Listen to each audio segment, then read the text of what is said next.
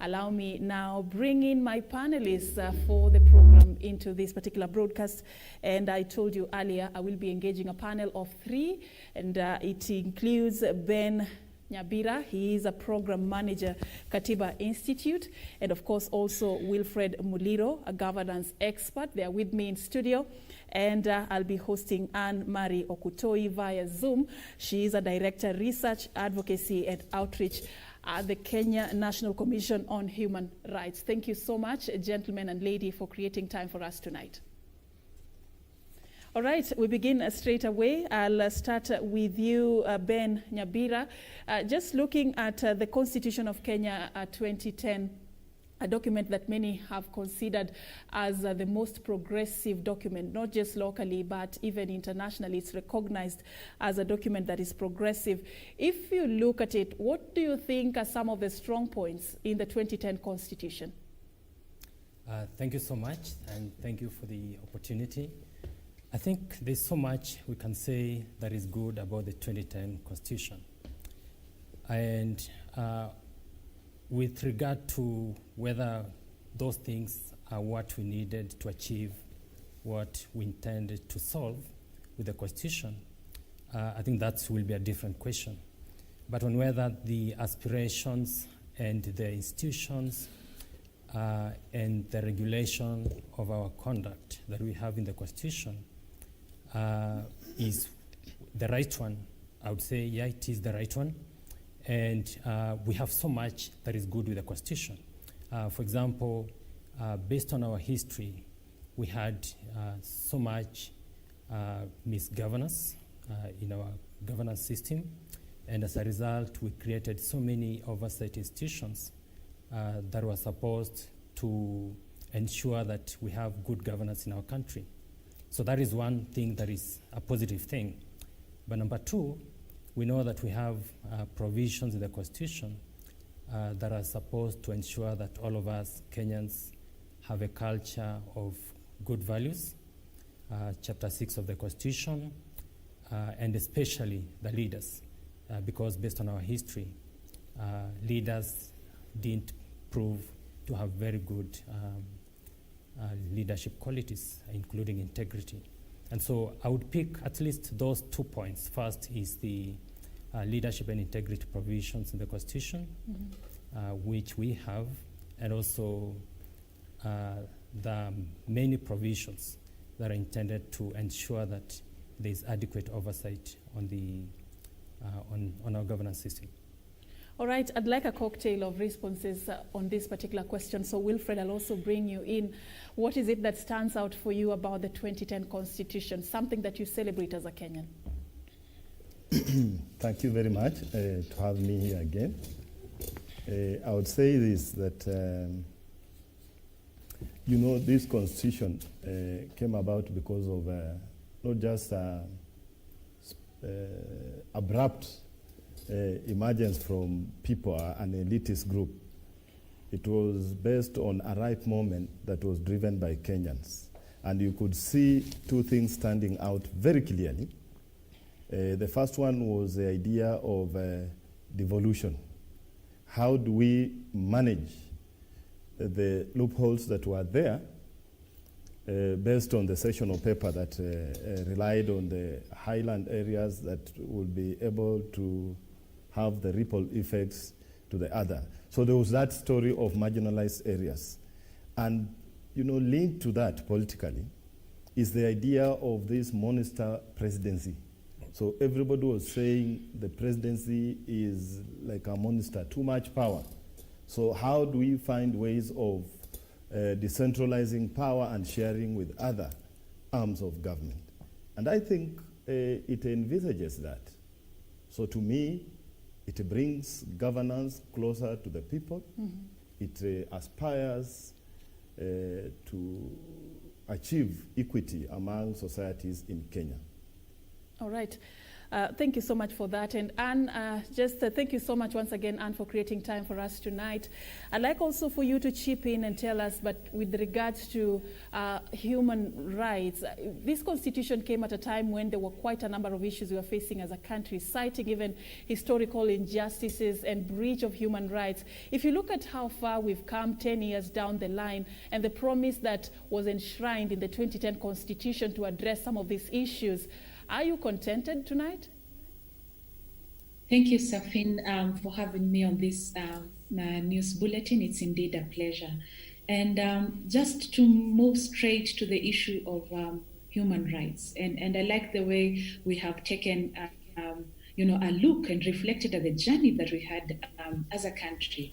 And it's important to emphasize that we had a history. We had a history that was not so rosy. We had a history that had its faces of human rights violations that were the order of the day and repressive regimes. But then now when we promulgated the 2010 Constitution was now the recognition of human rights as inherent to every human being, not a favor that the state gives you, but it is an entitlement. And this was really one of the main achievements, or rather one of the gains of the 2010 Constitution, that if you look at the previous constitution, where human rights, yes, would be mentioned, but they would be given on one hand and would be taken away by the other. We now had in the supreme law very express provisions providing for these rights. So just that recognition of rights for all Mwananchi was a big gain for us as Kenyans.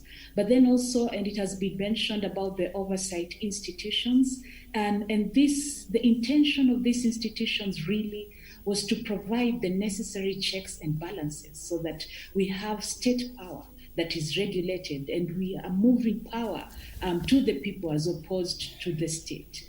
And you'll find that we have a whole, chapter, what we call Chapter 15, commissions with various mandates that are supposed to oversight on various issues, including monitoring human rights. So this architecture itself and the recognition of human rights, as a commission, we reflect, back, what have we over the past decade? What have we gained in terms of human rights and the enjoyment of human rights? And listening carefully to the Kenyans, you'll find that the Kenyans still feel, that they don't really enjoy these rights. They don't enjoy the fruits of the Constitution that they had so much hope for. But when you look at what we've been able to achieve over the past 10 decades with regards to human rights, you'll find that because of the express provisions of the Constitution, we've been able to enact various legislations that now give light to certain human rights and fundamental freedoms. For instance, you'll find a legislation touching on the freedom from torture. You'll find a legislation obligating the state to make sure that every Kenyan has access to information. You'll find legislation protecting the freedom of the media, the freedom of association, among others. All right. Again, yes. All right. So we have had our gains over the past decade, but however, the implementation is what is lacking. Exactly, and that is now paving way for the next segment in this particular conversation, because even from the views of Kenyans, when we were just watching earlier, you could tell there are mixed reactions with regards to how we have implemented this particular document that, from what all of you are describing tonight, actually contained a beautiful vision for our country. And Wilfred, I don't know what words you'd use to describe our success rate when it comes to the implementation of the 2010 Constitution. Should we be celebrating that we've done a good job, or should we call ourselves in a meeting and actually just ask how faithful we have been in the implementation process? I think, Safim, I'll begin by thanking Kenyans. They are resilient. They have been their hopes. We were very hopeful in 2010, August 27, that now we have a document that will serve us. But coming to implementation, I think that is now the disease. That does not arise from the Constitution, I think arises from those responsible for implementation, and that is the government of the Republic of Kenya. So, in my own opinion, to me, I think the biggest or the weakest link in this celebration that we are looking at since 2010 is the implementation of this constitution. If I were to rate it, maybe in class somewhere, I would give those who are given this prerogative of implementing, maybe 3 out of 10. Really, 3 out of 10? That is not very good, if you ask me. But maybe one would ask, is it deliberate, or was circumstances not allowing us as a country to implement the 2010 Constitution? What is the problem, really? I would say this, that two things. One, and even you can see the clamor for change, is the usual politics that we look at.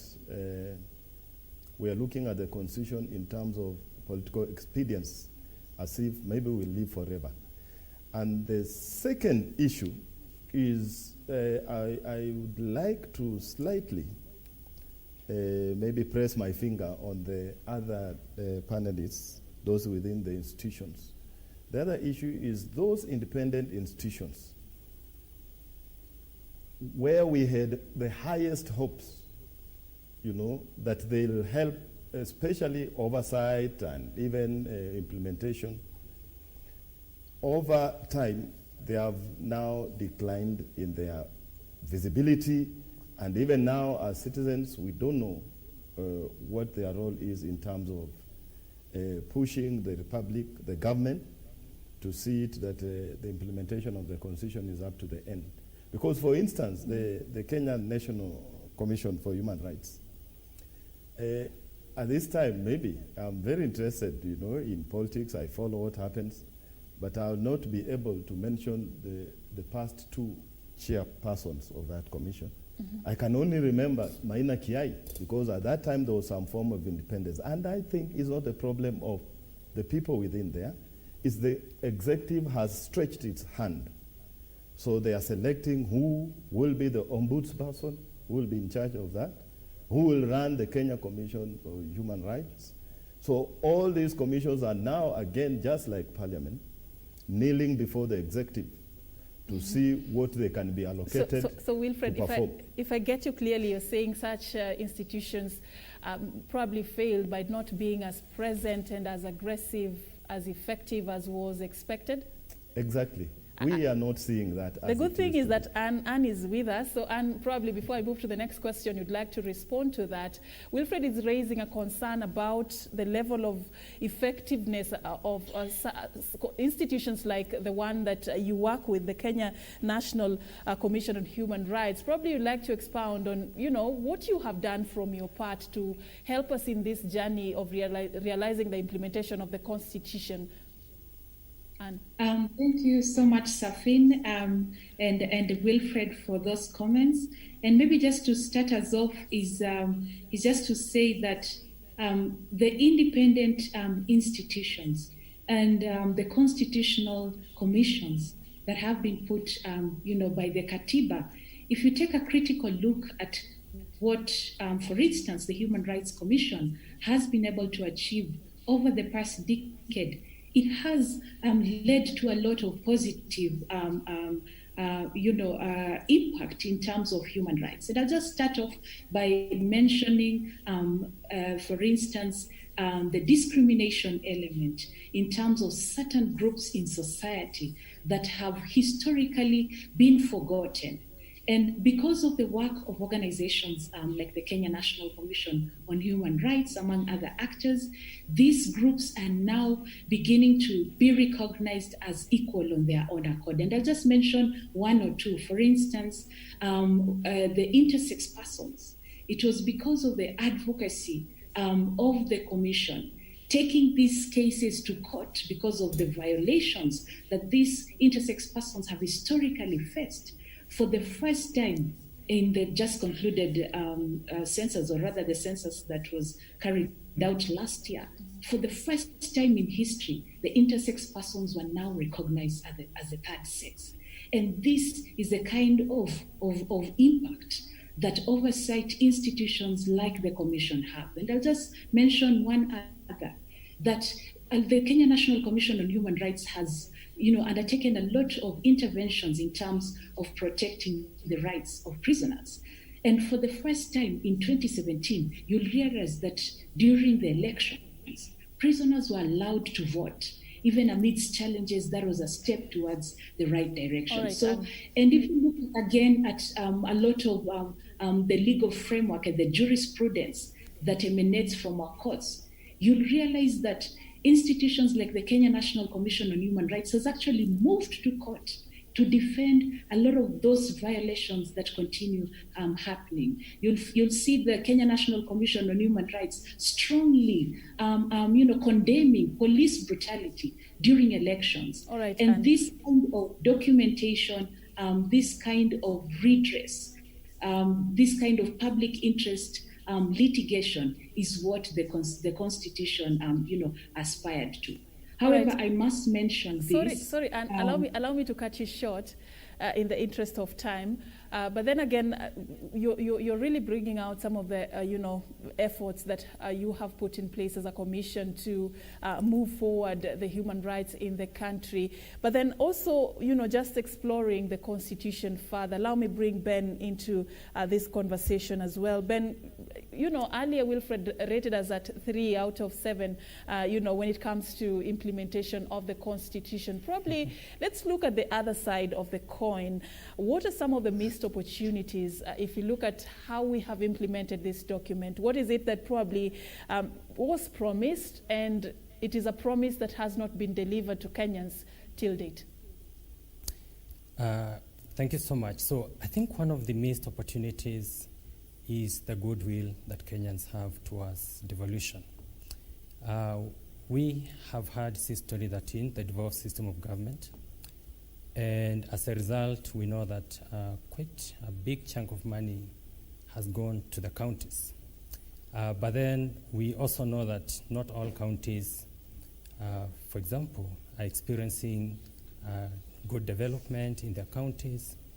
Some for good reasons that we know, some of them are because of corruption and such like activities. So I think the goodwill that Kenyans have towards devolution, many Kenyans are willing to participate in the devolved system of government. They want to see it succeed.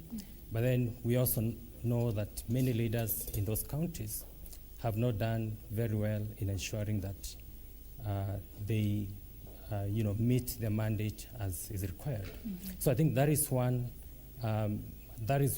main opportunity that we've lost. But number two, as I said, this Constitution created so many institutions. There's so many. It's very difficult to list and finish them so fast.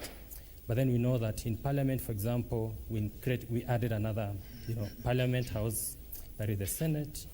We know that we added the number of MPs. We even included the gender principle. We know that we have at least 15 commissions. Mm-hmm. All these were supposed to ensure that the executive is accountable. But then I'm not sure if many Kenyans would agree that we've achieved significant progress in that respect. Okay, Ben. Yeah. Allow me now, just probe all of you on whether the time is ripe for us to have a new document or go back and relook at how well we have done when it comes to its implementation. We are having this conversation at a time when there is an ongoing clamor for constitutional change, 10 years after the promulgation of the 2010 Constitution. As we wrap up this conversation, Wilfred, do you think this is a step in the right direction? And if we are to go that direction, what are some of the issues that ought to inform the conversations we ought to be having, and even what are the changes that we ought to be having in this particular new Constitution? I would say this, that before I even answer whether it is in the right direction, if you look at historically, you'll see that when President Moi accepted to remove Section 2A, there was genuine pressure that the wind of change for multi-party was blowing across the entire globe. Come 2010, where Kenya had gone through a crisis, there was a pertinent reason for change. But today, even listening to the president's address, I was unable to see, he could not pinpoint clearly the reasons why we should change the constitution. It was a general statement. So in my view, unless we are convinced, because I belong to the people, I do not know why the political class is calling for this review or change or amendment of the constitution at this time, when they are not telling us what is this gap, where is the failure that can be pointed to the constitution and not implementation. All right. Anne, your final words on the same issue. Is time ripe for us to have constitutional reforms? I think, Serfine, from the Commission's point of view, I would caution, any talk around tampering with the Constitution before full implementation. We have not tasted the fruits yet fully to be able to say that now we need changes. And we should really we should jealously guard the gains that we have, such that any narrative on the change of the Constitution should be to the best interest of the citizens. But rather, Serfine, we should be looking at how do we strengthen the institutions? How do we take the power back to the people? How do we empower the people so that they know what their rights are and they can be able to, demand for accountability. They can be able to vote wisely. So I think, for me, if you ask me, let us first implement the Constitution. Let us make our institutions work. Let us fund them so that they are able to effectively carry out their mandate. Let us address the issues that touch the common mwananchi, what we call the economic, social, and cultural rights. That we still haven't. All so right. for me, let us focus on implementation of the Constitution. All right, Ben, which side of the coin are you on? Should we change the Constitution or not? Some of the reasons that make us say or ask ourselves whether there is need to change the Constitution include problems such as corruption, problems such as lack of integrity in leadership, lack of performing by the leaders, such like problems, lack of inclusion by leaders that we have, and the question is it because of the Constitution that the text of the Constitution that we still have those problems? Does the Constitution, for example, tell us allow people to engage in corruption?